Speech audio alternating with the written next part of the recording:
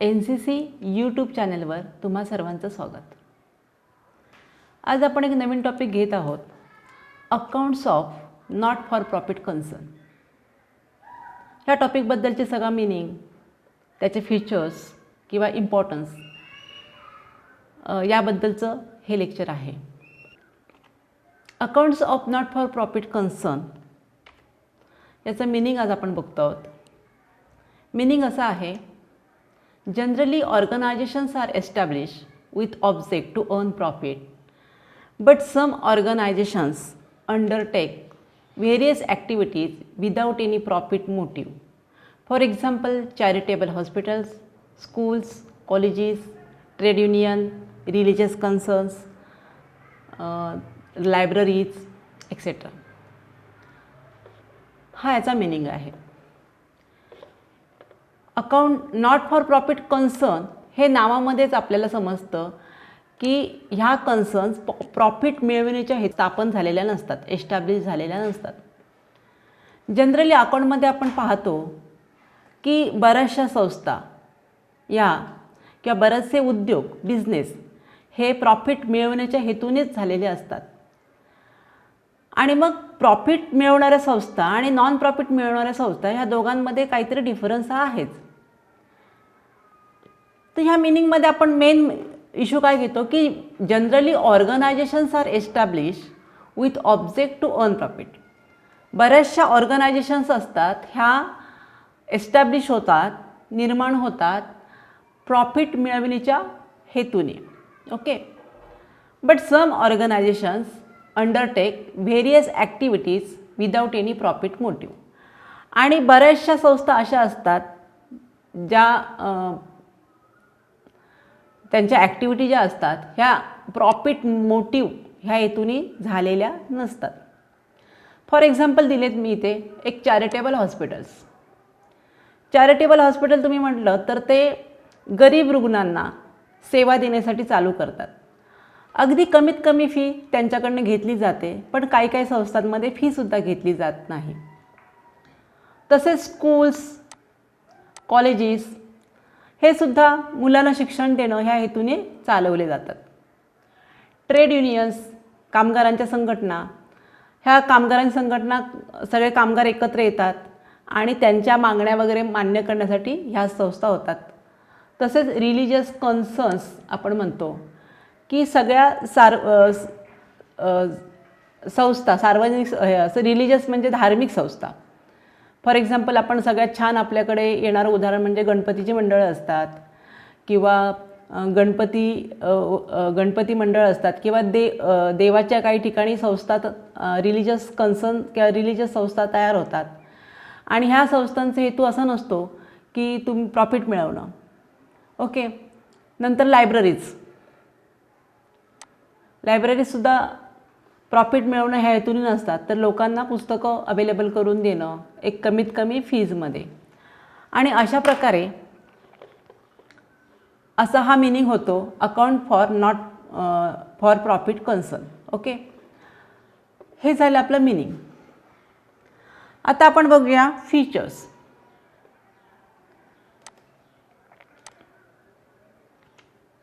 Features of not for profit concern. फीचरचा meaning काय होतो की वैशिष्ट्य.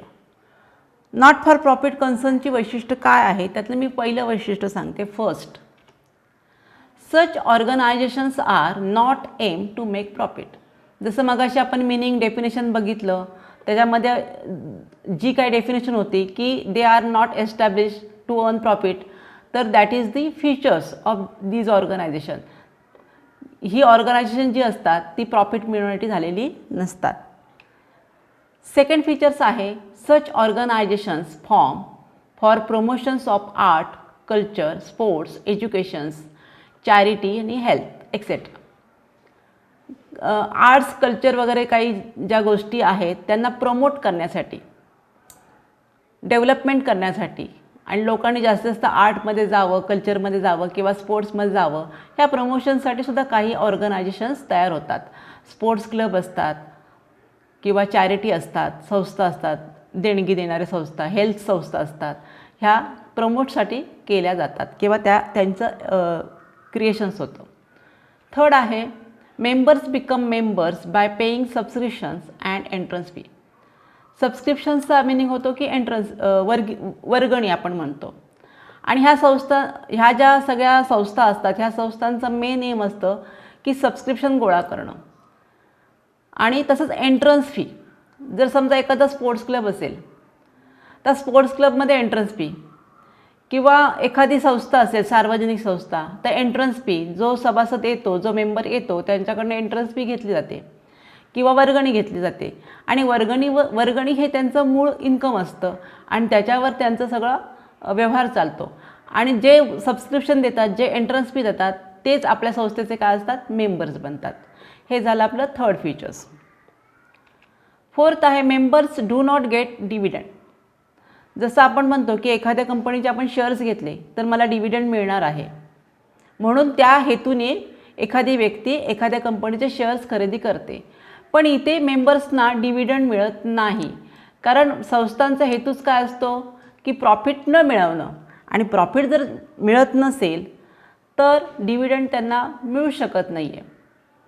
फिफ्थ आहे these organisations prepare receipt and payments account, income and expenditure account and balance sheet. ज्या trading organisation असतात, ज्या प्रॉफिट मोटिव्ह ऑर्गनायझेशन असतात, ह्या सर्व ऑर्गनायझेशन ज्या असतात त्या प्रॉफिट मिळवतात, म्हणून त्यांच्या अकाउंटिंग करताना trading account, profit and loss account, balance sheet ही असते. आणि ह्या ज्या प्रॉफिट ऑर्गनायझेशन ह्या ज्या नॉट फॉर प्रॉफिट कन्सर्न्स असतात, ह्या ज्या ऑर्गनायझेशन असतात या काय करतात, रिसीट पेमेंट्स अकाउंट तयार करतात. रिसीट पेमेंट्स अकाउंट म्हणजे जे पैसे व्यवसायामध्ये येत आहेत रोजचे त्याची नोंद केली जाते आणि जे काही खर्च असतात डे टू डे एक्सपेंडिचर ते त्या ठिकाणी पेमेंट साईडला लिहिले जातात. तसंच इन्कम अँड एक्सपेंडिचर अकाउंट ते तयार करत आहेत. इन्कम अँड एक्सपेंडिचर का करतात, तर त्यांना जो काही प्रॉफिट किंवा जो सरप्लस झालेला आहे तो कळावा यासाठी तयार केला जातो. असं नसतं की ह्या लोकांना किंवा ह्या संस्थांना प्रॉफिट मिळवणं हा हेतू नाही आहे, बरोबर आहे, पण थोडासा प्रॉफिटची त्यांना गरज असते ज्यामुळे त्यांची संस्था कंटिन्यू फंक्शनिंग करू शकते. त्यामुळे प्रॉफिट मिळवणं हा हेतू नसला तरी थोडासा प्रॉफिट, थोडासा सरप्लस त्याला हे लोक म्हणतात. जसं आपण नेट प्रॉफिट म्हणतो, तर त्याऐवजी या ज्या संस्था आहेत नॉट फॉर प्रॉफिट कन्सर्न ह्या त्या म्हणतात की सरप्लस मिळतो. ओके. आणि मग बॅलन्स शीट तयार करतात ते. बॅलन्स शीटमध्ये त्यांच्याकडे जर काही असेट्स असतात, त्यांनी काही छोटंसं लोन घेतलं असेल तर ह्या सगळ्या बॅलन्स शीटमध्ये त्यांची फायनान्शियल पोझिशन त्या बॅलन्स शीटवरनं दिसते. ओके. म्हणजे असे हे फीचर्स आपले झाले नॉट फॉर प्रॉफिट कन्सर्नचे. फर्स्ट फीचर काय झाला की there aim is not to take profit. Second is they are established for the promotions of the art culture. Third one is they are the member after paying the subscription and entrance fee. आणि members do not get dividend. आणि fifth is receipt and they prepare the receipt payments account, income expenditure account and balance sheet. Okay. हे झालं आपले feature. आता आपण next टॉपिकला जातो आहे. नेक्स्ट टॉपिक आहे needs or importance of not for profit concern. याची आवश्यकता का आहे, तर first point to know the sources of income and various expenses. बघा आपण काय म्हणतो, प्रॉफिट मिळवणं हा हेतू नाही आहे, मग यांनी अकाउंटिंग का करावं, काय गरज आहे. तर ज्या काही संस्था असतात, मी मगाशीच म्हणाले मी तुम्हाला की काही संस्था अशा असतात की थोडाफार प्रॉफिट ते मिळवतात त्यांचं फंक्शनिंग प्रॉपर होण्यासाठी. आणि मग त्यांना असं कळलं पाहिजे की आपल्याला जे सोर्सेस ऑफ इन्कम मिळत आहेत त्याची पोझिशन्स त्यांना कळली पाहिजे की आपल्याला सोर्स, इन्कमचा सोर्स काय आहे आणि आपला खर्च काय आहे, व्हेरियस एक्सपेन्सेस आपला काय आहे हे त्यांना कळणं खूप गरजेचं असतं. आणि म्हणून त्यांना इन्कम एक्सपेंडिचर प्रिपेअर करावं लागतं. Second, to keep control over business activities. कुठचाही व्यवसाय असून दे त्या व्यवसायाचा कंट्रोल ठेवणं अतिशय गरजेचं असतं. आता कंट्रोल मीन्स काय, तर कंट्रोलचा मिनिंग असा होतो की अकाउंटिंग करणारे काही दुसरी लोक असतात, एंट्रन्स फी आलेली आहे, सबस्क्रिप्शन आलेली आहे, ते गोळा करणारे जे लोक असतात तर त्यांनी काही फ्रॉडलंट करू नये, स्वतःच्या पर्पजसाठी त्यांनी वापरू नये आणि त्यासाठी कंट्रोल व्हावा म्हणून ह्या ॲक्टिव्हिटीज हे अकाउंटिंग केलं जातं. थर्ड आहे to avoid misappropriation of cash. मिसॲप्रोप्रिएशनचा मिनिंग होतो की कॅश फ्रॉडलंट व्यवहार किंवा कॅश जी आहे तर ती जो अकाउंटंट असेल किंवा जो कॅशियर असेल तर त्याचा गैरवापर त्यांनी करू नये, म्हणून हे अवॉइड करण्यासाठी अकाउंटिंग केलं जातं. नंतर आपलं फोर्थ आहे to fulfil government laws and regulations and pay taxes in time. ह्या संस्था प्रॉफिट मिळवत नाही आहे, पण या संस्था एस्टॅब्लिश होताना त्यांना गव्हर्नमेंटची परमिशन लागते आणि गव्हर्नमेंटच्या परमिशन्सप्रमाणे गव्हर्नमेंटच्या लॉज अँड रेग्युलेशन, हा शब्द खूप महत्त्वाचा आहे की लॉज, या संस्थांचे एक लॉज असतात, एक रेग्युलेशन्स असतात, त्या लॉज रेग्युलेशनप्रमाणे त्यांना एस्टॅब्लिश करावं लागतं आणि पे टॅक्सेस, टॅक्स पण त्यांना पे करावा लागतो. टॅक्स हा इतर संस्थांपेक्षा म्हणजे प्रॉफिट ऑर्गनायझेशन ज्या इन्स्टिट्यूट असतात, ज्या संस्था असतात त्याच्यापेक्षा पण थोडासा कमी टॅक्स यांना बसतो, तेवढं कन्सेशन्स गव्हर्नमेंट त्यांना देत असतं. म्हणून गव्हर्नमेंट लॉज अँड रेग्युलेशन्स प्रमाणे ह्या एस्टॅब्लिश होतात आणि त्याप्रमाणे त्यांना सगळी पुस्तकं म्हणजे बुक्स ऑफ अकाउंट्स मेंटेन करावी लागतात. फिफ्थ आहे to ascertain surplus or deficit during the accounting year. मगाशी पण मी म्हटले आणि आताही म्हणते की एखादी संस्था ज्यावेळी चालू होते की जी प्रॉफिट मेकिंग असून देत किंवा नॉट फॉर प्रॉफिट कन्सर्न असून देत, त्यांचा सरप्लस जो काही त्यांनी बिझनेस करतायत त्याचा सरप्लस किती झाला म्हणजे प्रॉफिट किती त्यांनी मिळवला एका वर्षामध्ये, तसंच त्यांना डेफिसिट, कधी कधी तोटा पण होतो, डेफिसिट म्हणजे लॉस, तर डेफिसिट किती मिळाला ड्युरिंग द अकाउंटिंग इयर त्या वर्षामध्ये, हे सुद्धा त्यांना कळणं गरजेचं असतं, ॲसर्टन करणं, आणि त्या हेतूसाठी हे नॉट फॉर प्रॉफिट कन्सर्नचे अकाउंटिंग केलं जातं. आता नीड्स आणि इम्पॉर्टन्स तुम्हाला चांगल्या प्रकारे कळलेच असतील. ओके, फर्स्ट नीड काय सांगितली, परत मी रिव्हिजन करते. Sources of income and various expenditure, जे इन्कम आहे किंवा जे एक्सपेंडिचर आहेत ते त्यांना कळावेत. To keep control over business ॲक्टिव्हिटीजवरती कंट्रोल राहावा. To avoid misappropriation of cash, म्हणजे कॅशचा गैरवापर होता कामा नये किंवा गैरव्यवहार होता कामा नये. गव्हर्नमेंट लॉज अँड रेग्युलेशनप्रमाणे त्याची स्थापना होत असते, त्यामुळे त्यांचे टॅक्सेस पण त्यांना वेळेवर द्यावे लागतात. मग टॅक्स देताना त्या संस्थेने केलेला सेल्स किती आहे हा तरी कळला पाहिजे, त्याशिवाय त्यांना टॅक्स कसा पे करता येणार, म्हणून टॅक्सेस केला पाहिजे. समजण्यासाठी अकाउंटिंग केलं जातं. To ascertain surplus or deficit during the accounting year, किंवा कधी कधी काय होतं की लॉस झाला का प्रॉफिट झाला माहिती नसतं, आणि तो कळण्यासाठी नॉट फॉर प्रॉफिट ऑर्गनायझेशन्स आपलं अकाउंटिंग करत असते. ओके, आता आपण पुढचा टॉपिक बघतोय, difference between profit organisations and not for profit organisation. Difference बघताना प्रॉफिट ऑर्गनायझेशनचे डिफरन्स आणि नॉट फॉर प्रॉफिट ऑर्गनायझेशन्स ह्या दोघांमध्ये एक डिफरन्स आहे, तर त्याचं थोडंसं आज आपण पाहूया.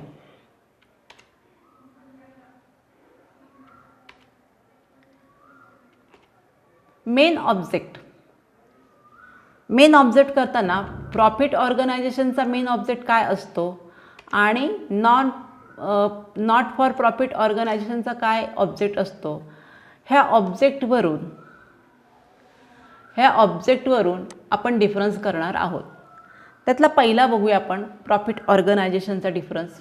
First, profit organisations are form to earn profit. Profit ऑर्गनायझेशनचा हेतू काय आहे, टू अर्न प्रॉफिट, म्हणजे हा त्यांचा काय झाला मेन ऑब्जेक्ट. आणि नॉट फॉर प्रॉफिट ऑर्गनायझेशनचा मेन हेतू काय असतो की not for profit organisations are form to provide services to society.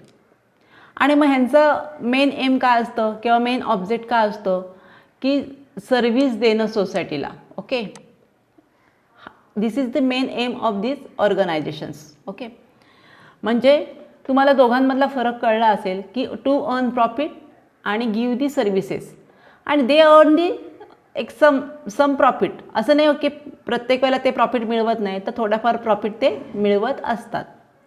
आता आपण जाऊया सेकंड डिफरन्सला. सेकंड डिफरन्स आहे accounting statement prepare. Which accounting statement they are prepared.